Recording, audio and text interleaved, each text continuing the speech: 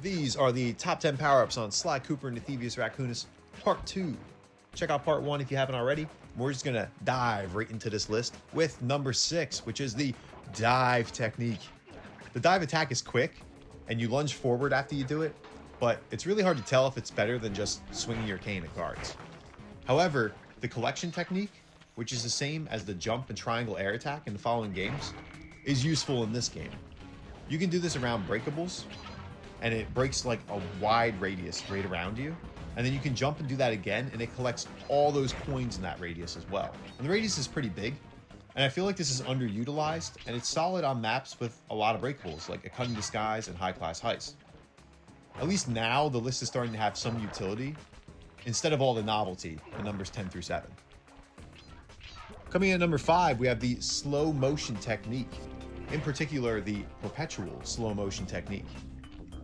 There are some difficult jumps in the game, and using slow motion, you can just jump a lot better and more precise and line up better without losing a lot of time, which is great for the Master Thief sprints. And if you've seen my entire series on the Master Thief sprints, there are some very precise jumps that help you save a ton of time and make the game so much easier and get to 100% completion so much better.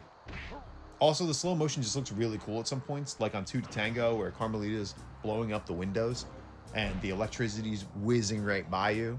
And as a kid, I loved using slow motion at this time. But again, that's a whole novelty point. What's important is that this power-up makes those difficult jumps a lot more repeatable, and it really helps with the Master Thief sprints, which is the hardest part of the game. And finally, coming in at number 4, this might be a hot take, but I have Stun. Stun is honestly broken. It is so overpowered. It basically makes you completely invincible. With this power-up, you can just run through any level and no guard is an issue. It's basically a better version of Decoy, as it's faster and it lets you take out the guards when they're not using their attacks. You just stun them, run up and hit them.